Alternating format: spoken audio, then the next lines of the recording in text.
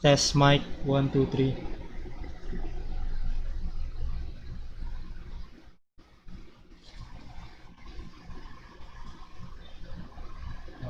Okay.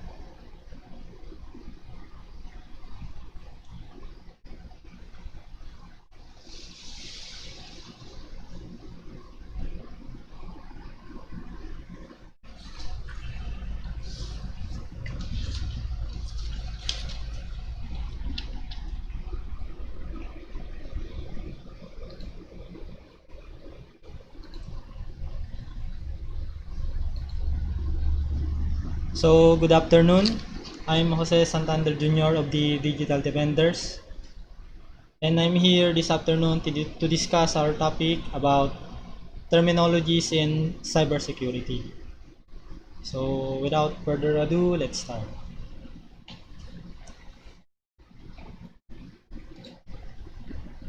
So, first terminologies is attacks.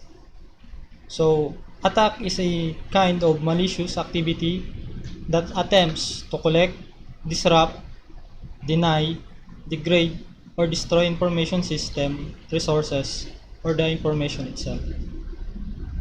So, hackers can employ an attack through a system or website to disrupt their operation, destroy information, and they can also gather information through that attack. So, here I listed some examples of attack in cybersecurity. So first is denial of service, DDoS, and distributed denial of service. So a denial of service or DDoS is an attack meant to shut down a machine or network, making it inaccessible to its intended user.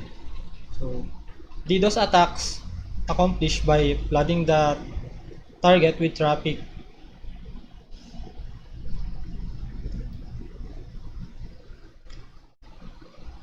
or sending it information that can trigger crash. So, in both instances, DDoS attack deprives legitimate users of the service and their resources. So, for example, hacker can employ an DDoS attack through a certain computer flooding by flooding it with data or traffic. So, next is man in the middle attack.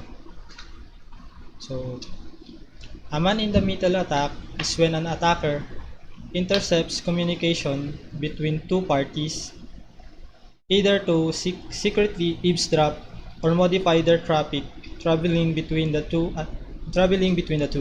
So, attackers might use man in the middle attack to steal login credentials, personal information, or to spy on a victim.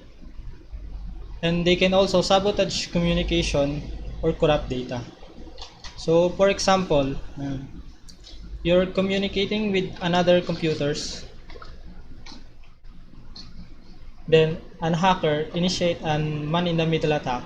So, when you're transferring data or talking about your login credentials, hackers might get those credentials and use for the attack later.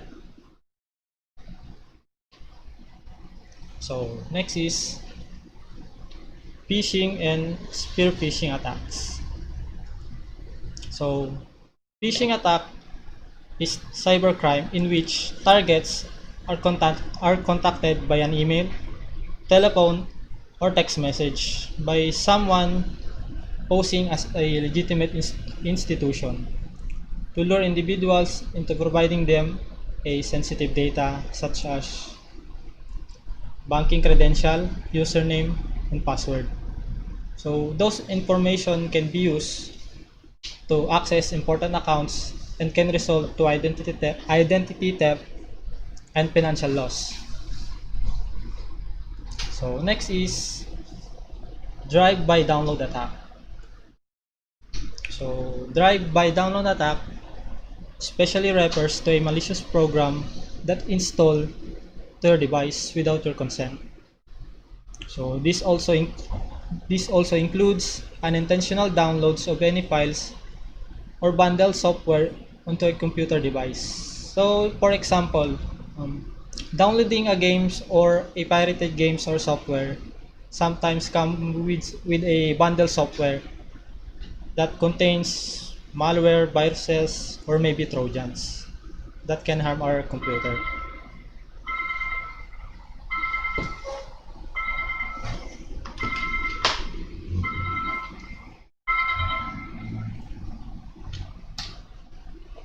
So next is password attack.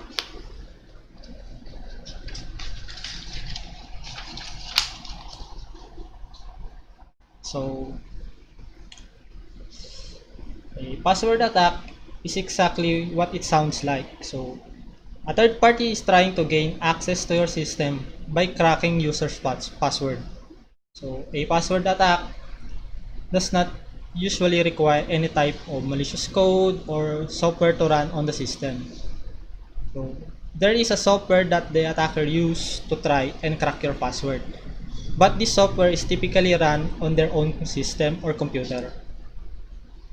So using a not secure or not strong password can help the hacker to crack your password easily. Program use many methods to access accounts, including brute force attacks made to guess passwords, as well comparing various words combinations against a directory file. So next is SQL injection attack. So SQLI or SQL injection is a type of an injection attack that makes it possible to execute malicious SQL statements. So this statement controls a database server behind a web application. So an attacker can use SQL injection vulnerability to bypass application security. So they can go around, or hackers can go around authentication and authorization of a web page or web application. So hackers can retrieve the content of the entire SQL database. So for example, our website or web page is vulnerable to an SQL attack. So hackers can attack us by using SQL injection. And when our website is successfully attacked by an SQL attacker or SQL injection, they can add, modify, or delete the records in the database. So next is cross-site scripting attack. So cross-site scripting is a client-side code injection attack. So the attacker aims to execute malicious scripts in a web browser of the victim by including malicious code in the legitimate web page or web application. So this attack actually occurs when the victim visits a web page or web application that executes the malicious code.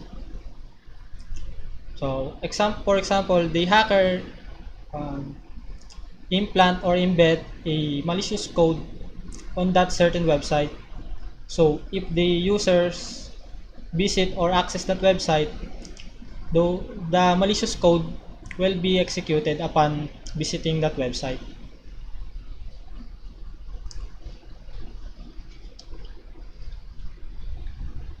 So next is eavesdropping attack.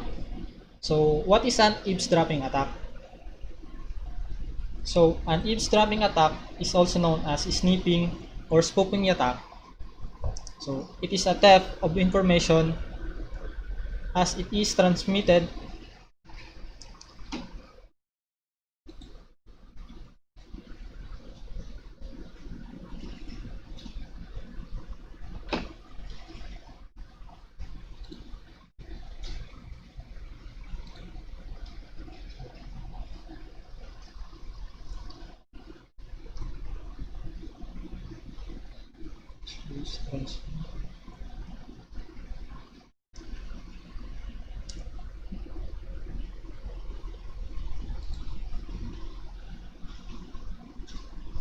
So, an eavesdropping attack is also known as a sniffing or a spoofing attack. So, it is a theft of information as it is transmitted over a network by a computer, smartphone, or another connected device. So, the attack takes advantage of a unsecured network connection to access data as it is being sent or received by a user.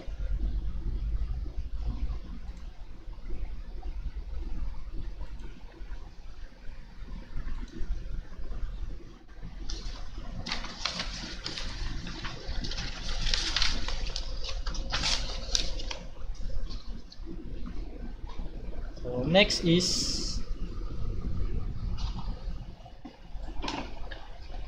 malware attack. So a malware attack is when cyber criminals create malicious software that's installed on someone else's device or computer without their consent. So those malware can gain access to our personal information or damage our device. So different types of malware include viruses, spyware, ransomware, and Trojan horses. So malware attacks can occur on a sort of all devices. So, and operating system including Microsoft Windows, Mac OS, Android, and iOS.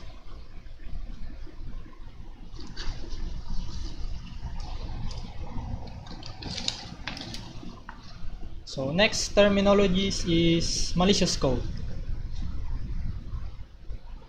So malicious code is a term used to describe any code in a part of a software system or script that intended to cause undesired effects, security breaches, or damages to a system. So a malicious code is an application security threat that cannot be efficiently controlled by conventional antivirus software. So today, viruses and malware or malicious codes cannot be detected by some antivirus or anti-malware software. So I advise that we use a strong and a conventional antivirus software. So here I listed some malicious codes. So examples. As we mentioned earlier, viruses. So a computer virus is a malicious program that replicates by copying itself into another program. So in other words, the computer virus spread itself into other executable codes or documents. So the purpose of creating a computer virus actually the hacker is the one creating the computer virus. So their purpose is to infect any vulnerable system, gain admin control, and steal users' sensitive data such as password, username, banking credential, and other information. So next is worms or internet worms or worm virus. So worm virus is a malicious self-replicating program that can spread throughout a network without human assistance. Worms can cause damage similar to viruses. So computer worm or worm virus exploit holes in the security software. So they can potentially steal sensitive information and corrupting files. So they can also install backdoor for the hacker to gain remote access control to the system.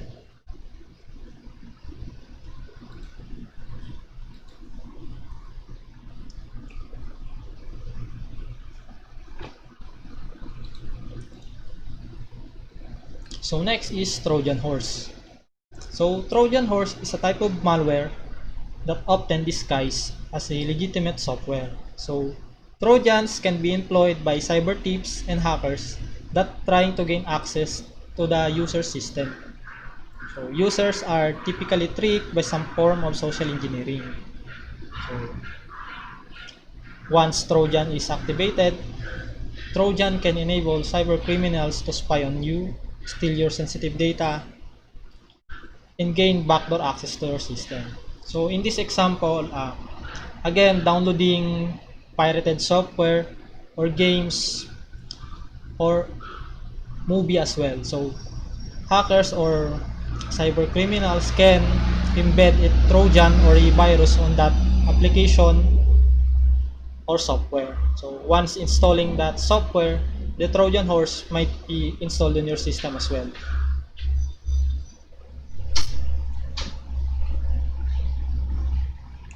So next terminologies is impact. So this is very common.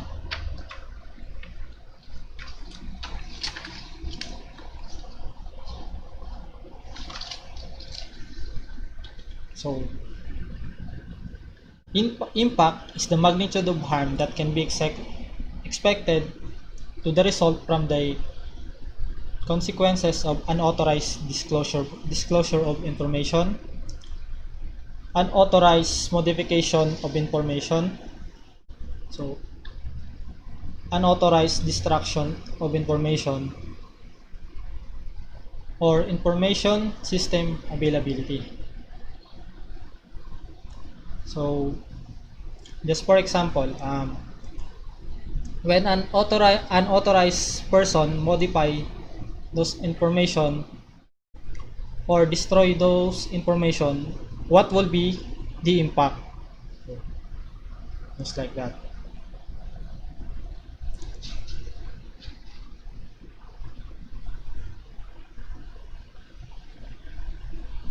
So next terminologies is hacking.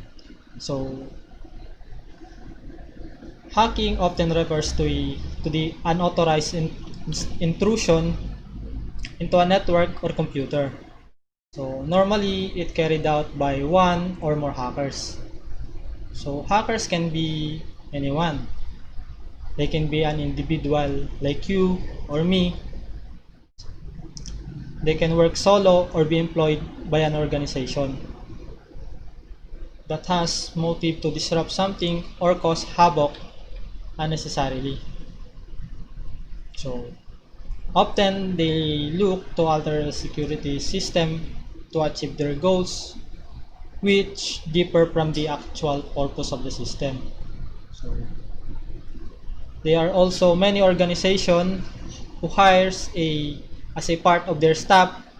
These hackers use their skills to find flaws and vulnerability areas and weak spot in the organization security system.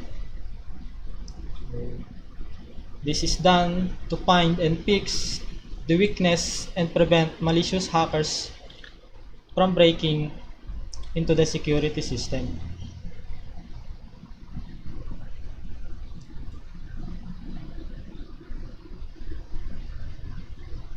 So next is hackers. So hackers is someone who use a computer system to gain unauthorized access to another system or data or makes another system unavailable.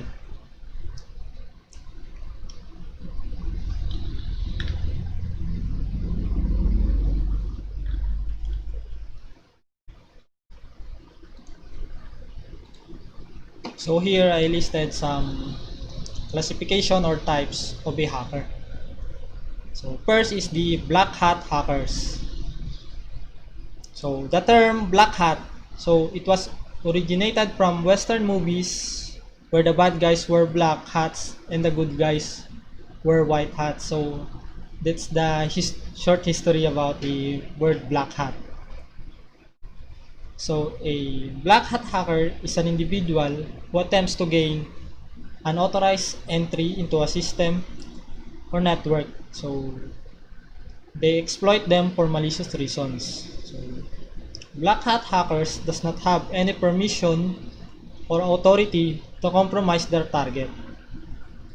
They try to inflict damage by compromising security system, altering functions of websites and networks, also shutting down system.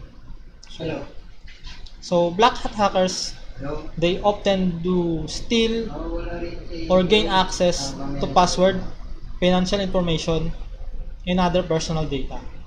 So, in short term, black hat hackers is a type of a hacker that the main goal is to inflict damage and compromise security system. So, next type is white hat hackers.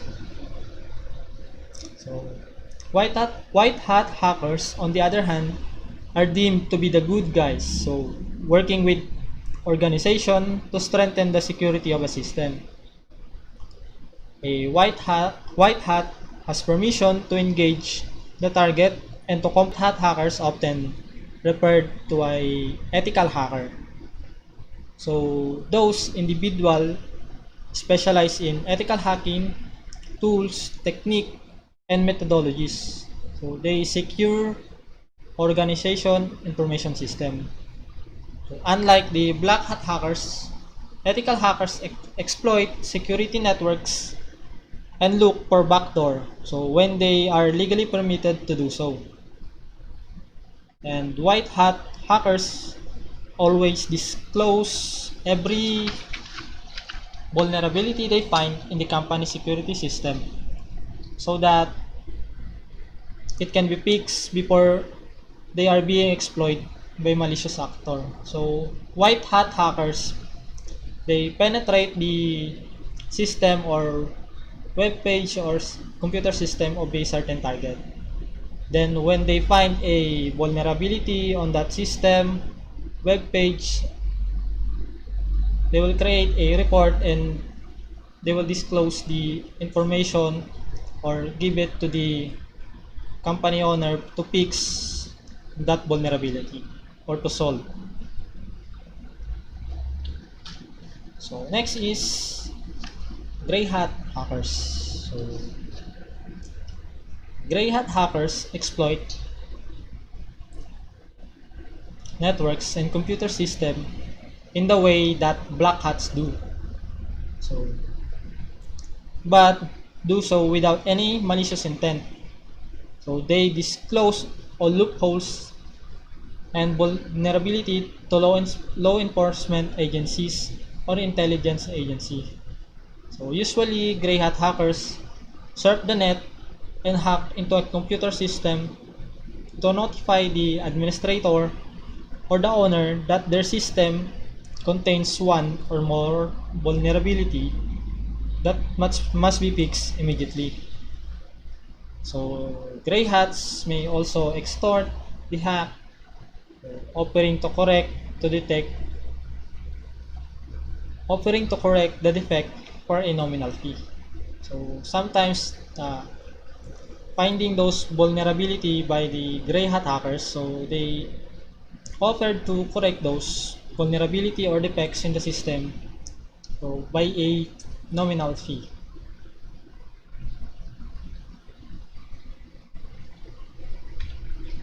So next terminologies is script kiddie. So a script kiddie or skiddy is someone who lacks on programming knowledge and uses existing software to launch an attack. So often a script kiddie will use this program without even knowing how they work or what they do. So script kiddie literally not know what they are doing about hacking. So just for example, imagine a child that gets their first computer. So the child watch a movie about hacking, then download a copy of Kali Linux. So they begin playing with the various program while researching for online tutorials. So at first they may be perceived as nothing more than an internet troll or noobs. So due to their lack of experience and quickness to brag and boast, sometimes they will even resort to cyber stalking or bullying. generally assume that most kiddies are juveniles who lacks the ability to write sophisticated programs or exploit on their own, and that their objective is to try to impress their friends or gain credit in computer enthusiast community. So they're just a wannabe hacker.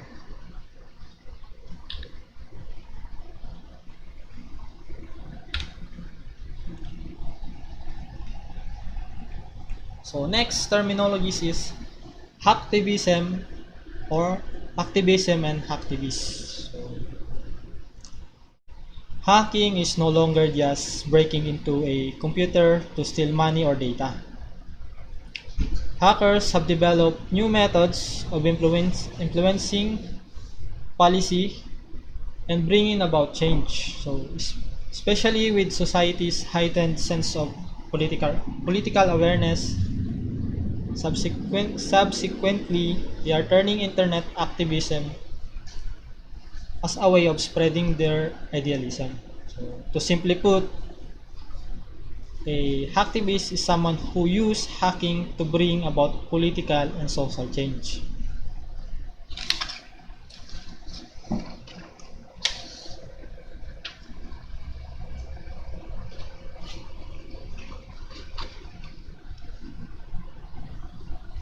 So, hacktivism started as a way for the people to protest online to affect change. So, a hacktivist is motivated by civil disobedience and seek to spread their ideology.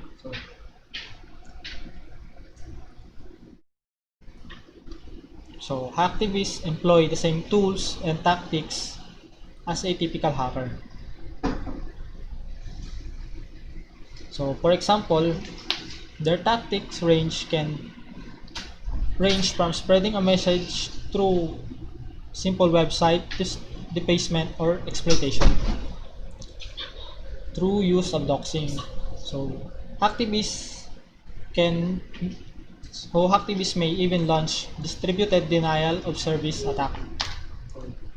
They can bring down entire networks, but unlike normal hackers, hacktivists do not work alone. So hacktivists can also be a part of a coordinated group or organization.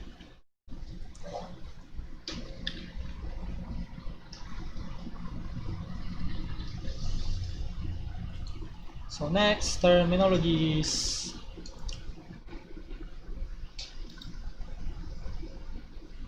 Vulnerability. So vulnerability is a weakness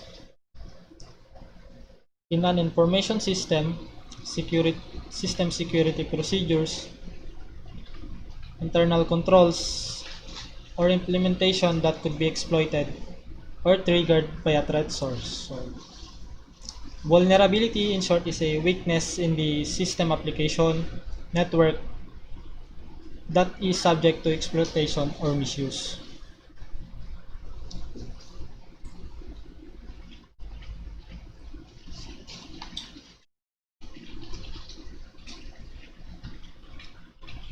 So, vulnerability, in broad terms, a weak spot in your defense.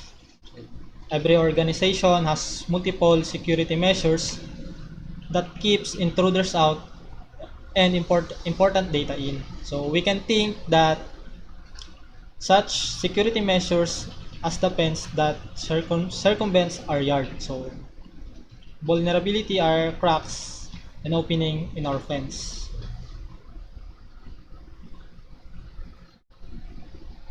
Through security vulnerability, an attacker or hacker can find their way into our system and networks.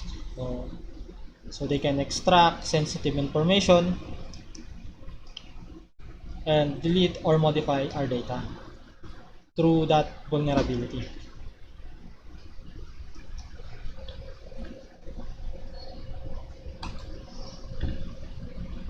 So here I listed some cybersecurities and vulnerability.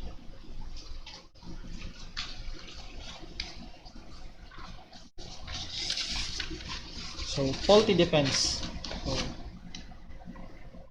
faulty depends or porous depends measures that fail to protect our organization or your organization from intruders. So these various depends and techniques including authorization, encryption, and authentication. So when those three is employed properly, those techniques have the ability to protect your organization from a great deal of cyber attacks. So, but if there's an poor implementation, they can create an illusion of security while they expose your organization to grave threats.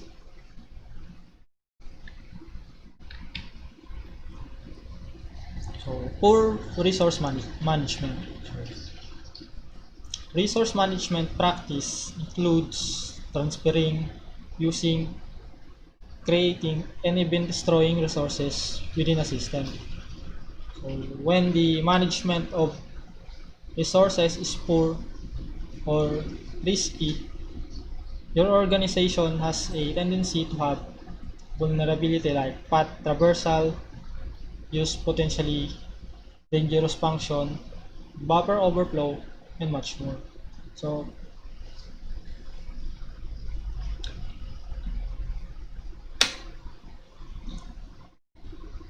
unsecure connection between elements. So when the interaction between the components of your system or network is unsecure, typically your organization is exposed to many threats including SQL injection as we talked earlier. So open redirect, cross-site scripting, and much more.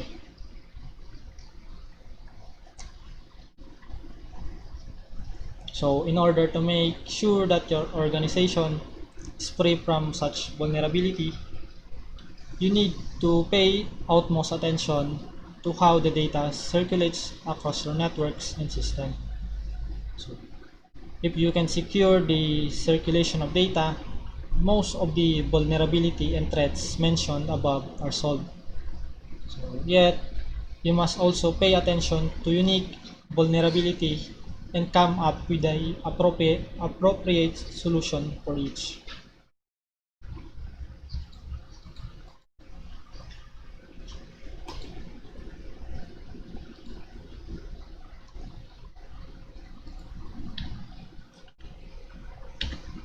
So next terminologies is exploit. So exploit is a piece of software, a chunk of data, or sequence of command that take advantage of a bug, glitch, or vulnerability in order to cause unintended or anticipated behavior to occur a computer, software, hardware, or something electronic. So a computer exploit is an attack on a computer system, especially one that takes advantage of a particular vulnerability of the system. Exploit can take advantage or of our weak operating system antivirus or malware detection or ransomware detection na application. So, right.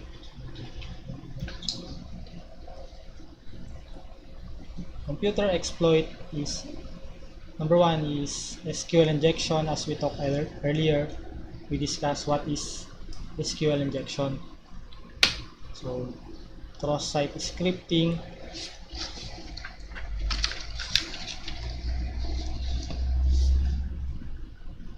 and cross-site request forgery. So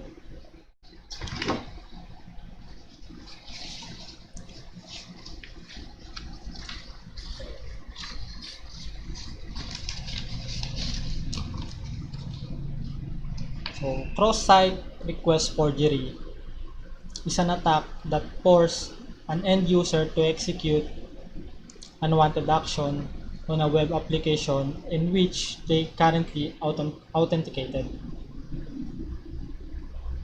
So, with a little help of social engineering, such as sending link via email or chat, an attacker may trick the users of the web application into executing action of the attacker's choosing. If the victim is a normal user, a successful CSRF or cross-site request forgery attack can be force the user to perform state-changing requests like transferring funds, changing their email address, and so on and so forth. If the victim is an administrative account,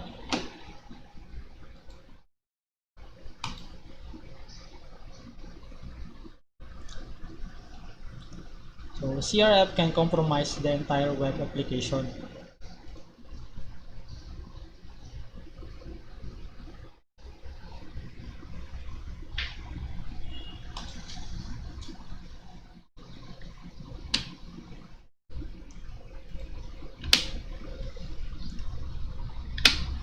So next is backdoor.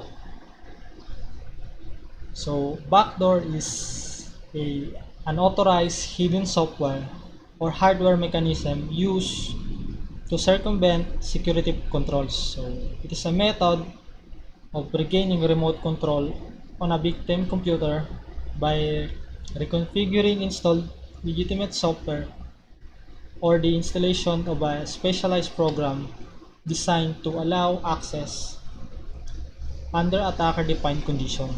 So, for example, is Trojan horse programs and rootkits often contains backdoor components.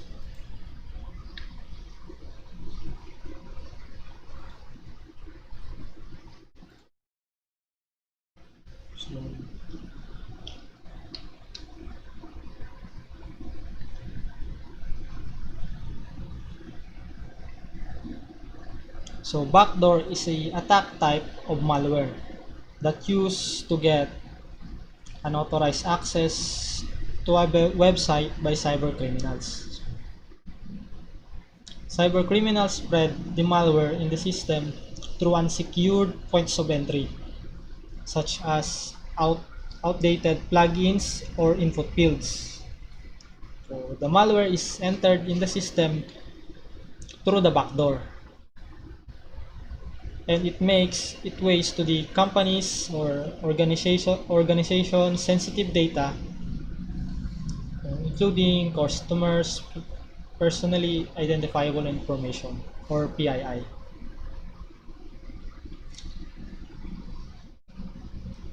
Here, examples of some backdoor.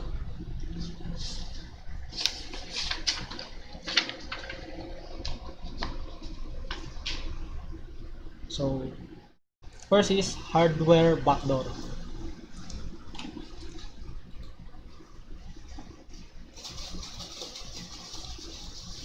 So, in computing equipment such as CPUs, data storage, peripheral device, or networking equipment, so a backdoor may be placed in those software drivers or hardware. So, they can be also hardwired into device and can potentially include a microprocessor and networking capabilities dedicated to the backdoor.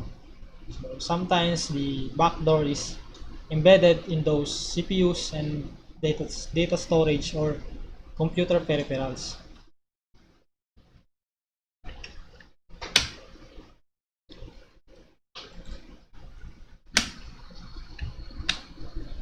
Next is operating system backdoor. So often include remote administration tools that allow administrator and vendors to support the users. So these are typically secure but are attractive target for malicious use because they are designed to gain control of the machinery remotely.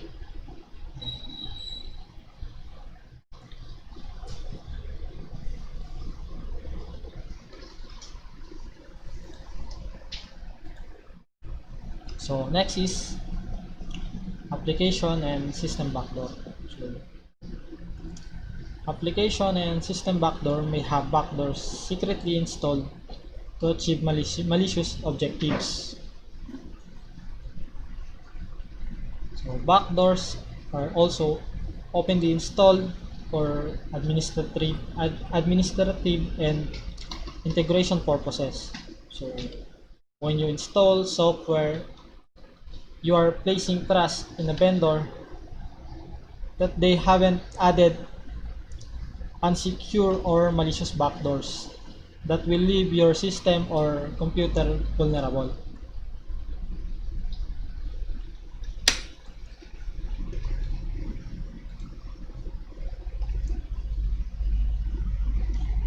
So default passwords that are available when hardware, operating system, or software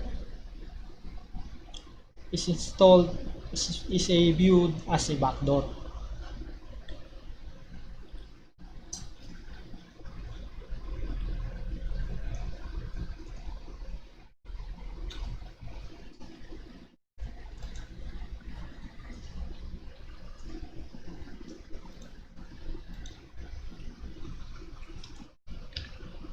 So next is botnet.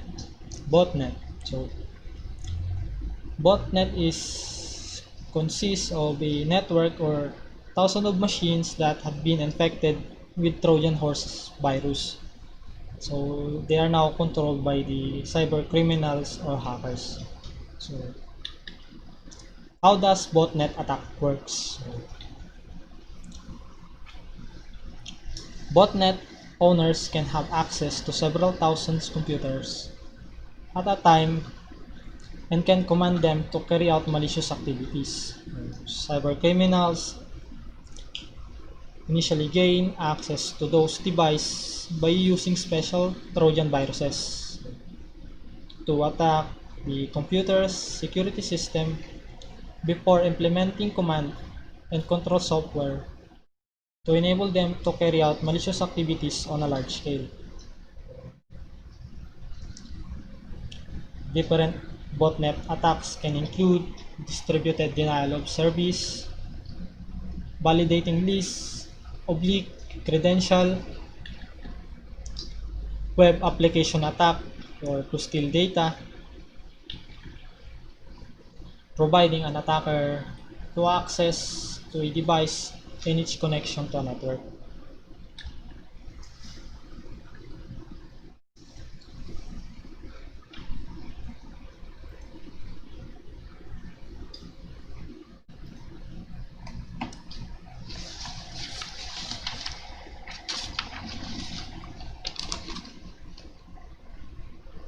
So next is cache. So a cache is a reserved storage location that collects temporary data to help websites, browsers, and apps to load faster. So whether it's a computer, laptop, or phone, web browser, or app, you'll find some variety of cache. So a cache makes it easily to quickly retrieve data, which in turn helps the device run faster. So for example, opening a browser, then you type facebook.com. So sometimes when you clear the cache on that browser, facebook.com takes a while to load rather than not deleting those cache or accessing those websites.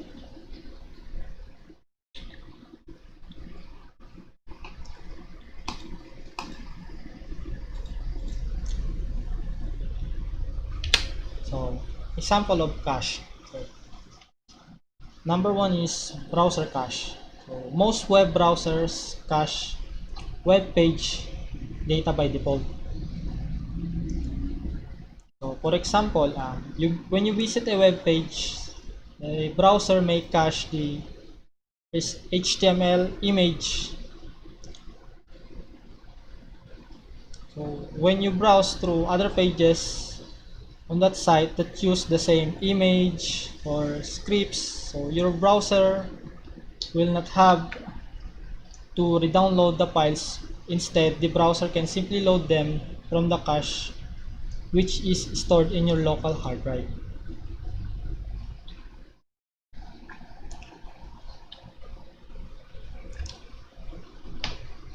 So next is memory cache.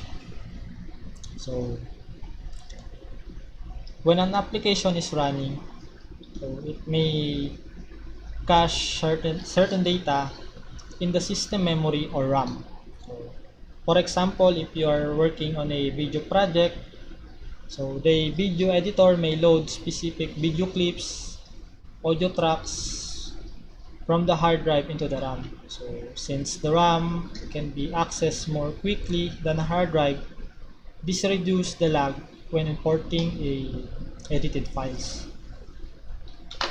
So memory cache helps the computer or the device reduce the stress or lags when editing files or importing the files from the hard drive.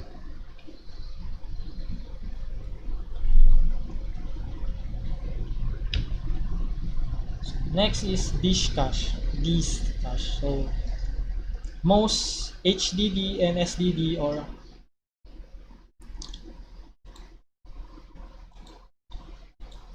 hard disk drive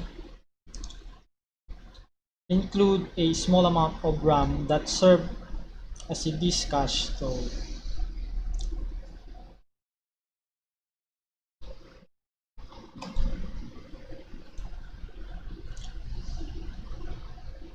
So a typical disk cache for a 1 terabyte hard drive is a 32 megabytes. Then while a 2 terabyte hard drive may have a 64 megabytes of cache. So this is a small amount of RAM that can make a big difference in a drive's performance. So for example, when you open a folder with a large number of files, so the reference to the files may be automatically saved in the disk cache.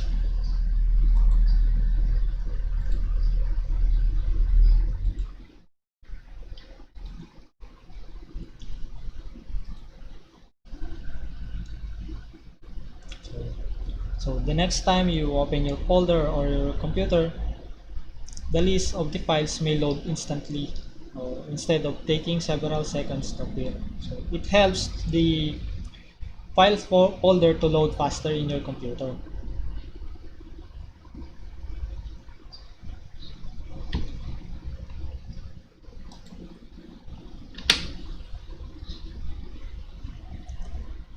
So next is processor cache. So processor cache are even smaller than disk cache. This is because a processor cache contains tiny blocks of data such as frequently used instruction. So a modern processor often contains an L1 cache that is right next to the processor. So nowadays the caching is done in background, so you won't even notice it happening. So in fact, the only one of the above cache that you can control is the browser cache. So you can open your browser preference and your cache settings and alter the size of your browser cache to empty it when needed.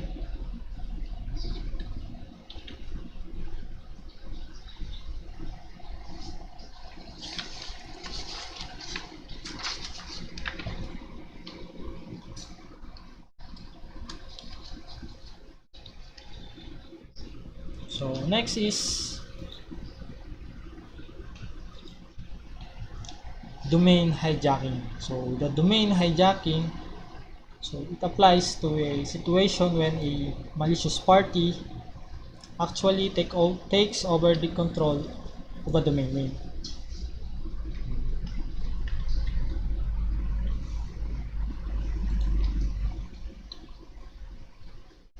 Ways that cybercriminals try to employ or hijack a valuable domain. The most effective method is social engineering, including phishing. So a hacker may impersonate an employee or, for example, business or domain registrar over the phone to get login information such as username, password. So a cyber criminal may also create a phishing campaign aimed for that specific business or domain. So employees responsible for domain management could be fooled into entering login credential on those fake page or emails. So once the hijacker or hacker gets their hands on the credential, so the rest is easy. They will use those credentials and username, passwords to gain access to those domain and transfer the domain or take over those domain. So hackers may also attempt to infect your system with malware. So they often use social engineering as well. So malware such as Trojan, keyloggers, so lets criminal obtain credential for the domain control panel. So keylogger is a type of a malware or viruses that records all the keystroke you make on your keyboard.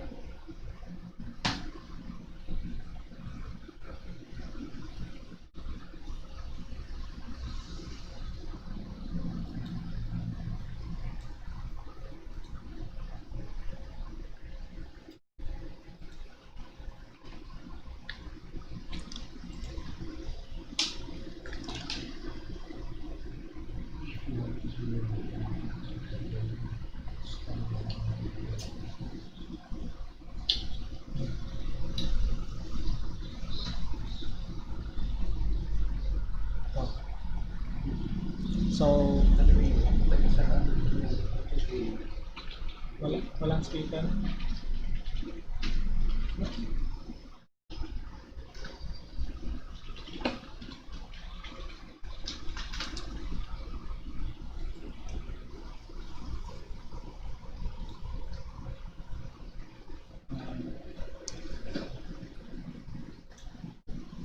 Okay na.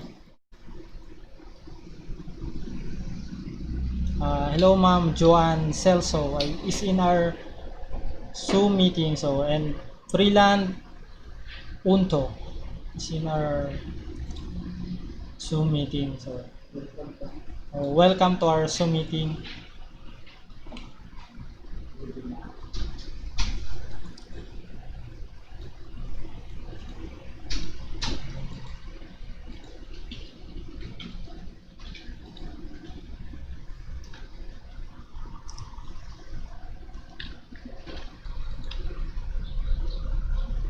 So next is weak password. So if you use weak password in the domain control panel, so hijackers may use or may try to guess it. So they can. So again, it depends on the choice of the registrar. So some may have better protection against password guessing. So it's the best one to protect your domain or account is to use a two-factor authentication. This method used when someone login into your account, a confirmation will be sent to you via email, text, or call to confirm those logins.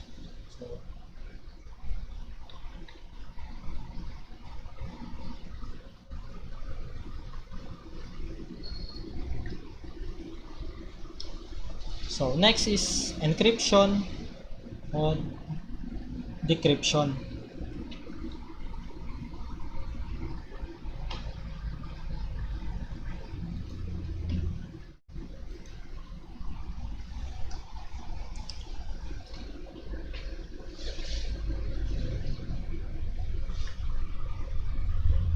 So encryption is the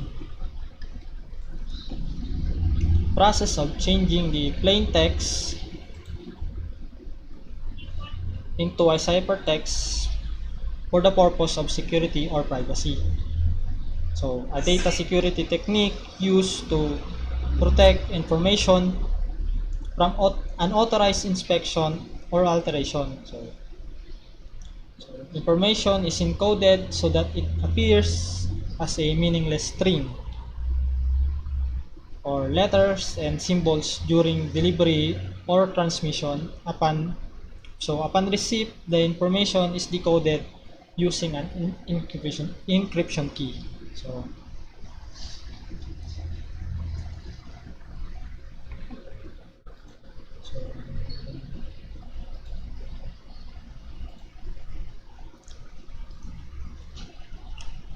encryption method, which the information is converted into secret code that hides the information through meaning.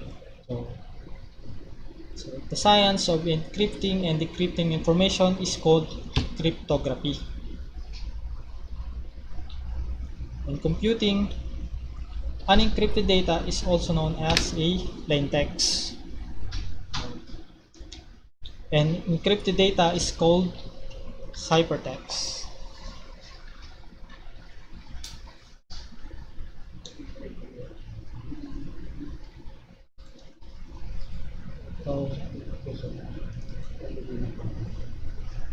So guys, if you have any questions, let me know in the comments or message.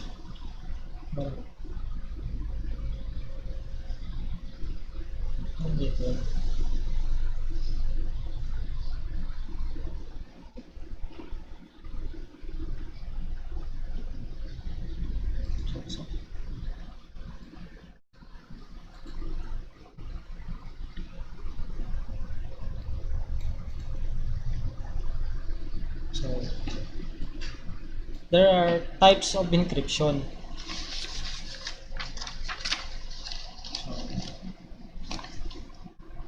The two main kinds of encryption are symmetric encryption and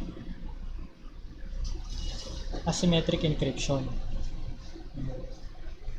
Asymmetric encryption is also known as a public key encryption.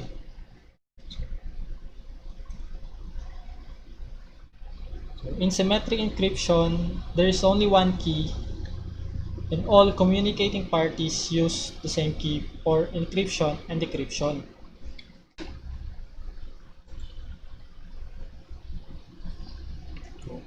In asymmetric or public key encryption, there are two keys that use. So the one key is used for encryption and a different key is used for decryption. So either key can use for both encryption and decryption. So one key is kept in private, so while one key is shared in public for anyone to use, so they can decrypt those encrypted messages.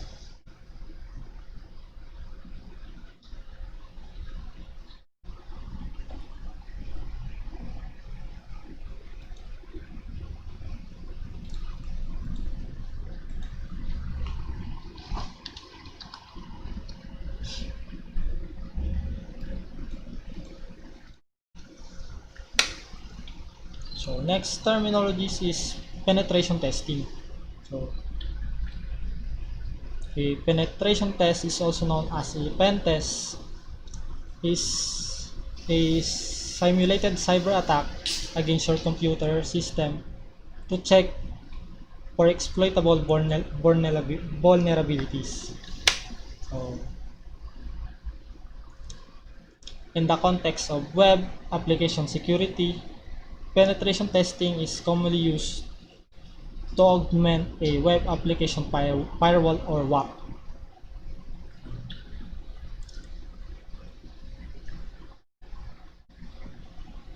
So pen tests can involve the attempt breaching of any number of application system to uncover their vulnerability.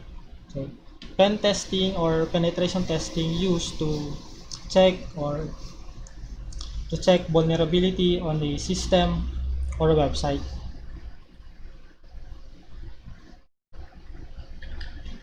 So penetration testing stages. So there are stages in when conducting a penetration testing.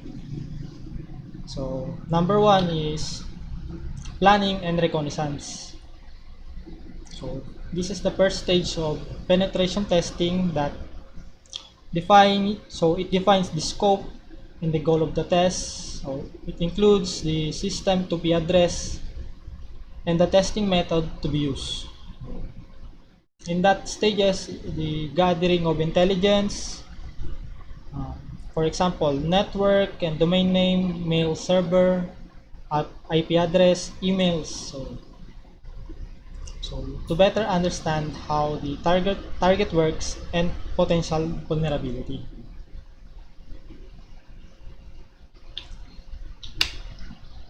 So next stages is scanning. So in this step is to understand how the target application will respond to various intrusion or attempts. So in this stage, it typically done using static analysis. So static analysis is expecting an application code to estimate the way it behaves. So while running these tools, the scan can entirely read the code in a single pass.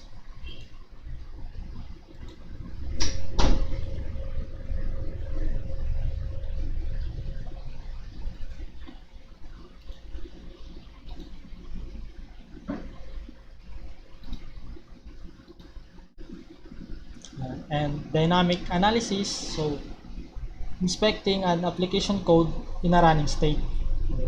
This is more practical way of scanning. It provides real-time view to an application performance. Next stages in the penetration testing is gaining access.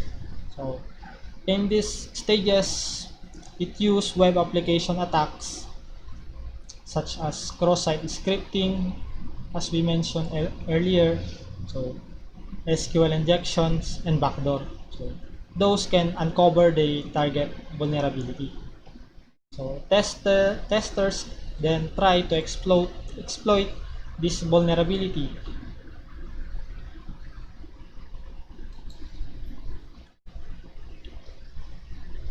So testers then try to exploit this vulnerability typically by escalating privilege, stealing data, intercepting traffics, and so on and so forth. So once they have or they gain access, next is maintaining the access. So the goal of this stage is to see if the vulnerability can be used to achieve a persistence presence in the exploited system. So the idea is to imitate advanced persistent threats which often remain in the system for a month or in order to steal the organization sensitive data or credential, login IDs or username and password.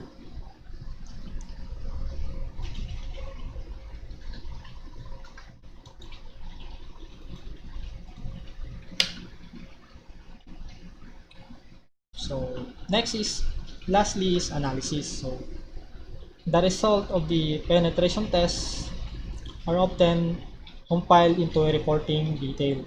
So specifically the vulnerabilities that were exploited or exploited is written in that report. So sensitive data that was accessed is also in that report.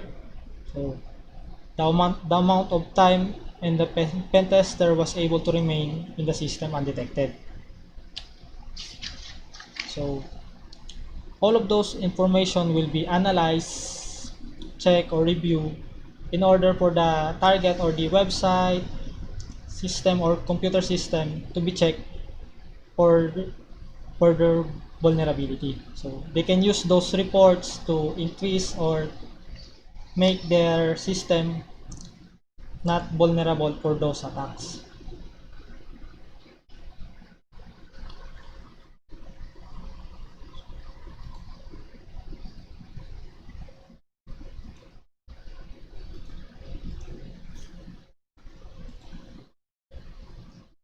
So that's all of my slides, and thank you for listening, and thank you for attending the webinar.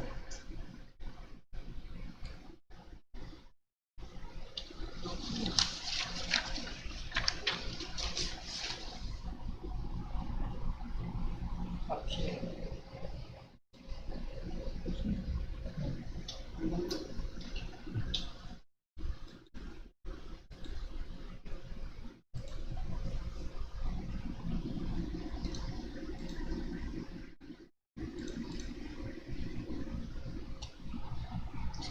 Skip.